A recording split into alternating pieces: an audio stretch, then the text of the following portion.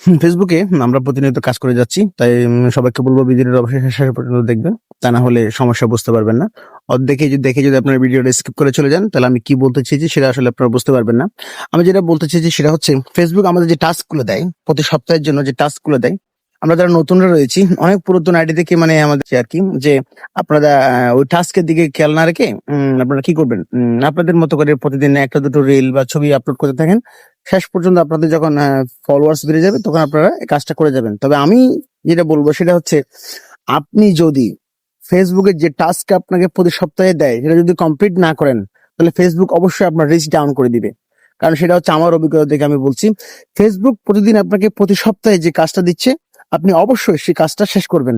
তা না হলে ফেসবুক আপনাকে আবার কোথায় নিয়ে যাবে, লেভেল 1 থেকে আপনাকে কাজ করাবে। যদিও মনে করেন যে আপনি লেভেল 1 2 3 4 5 6 পর্যন্ত যদি আপনি আপডেট হয়েও যান, তবে আপনার কাজটা কোথায় চলে যাবে, লেভেল 1-এ চলে যাবে।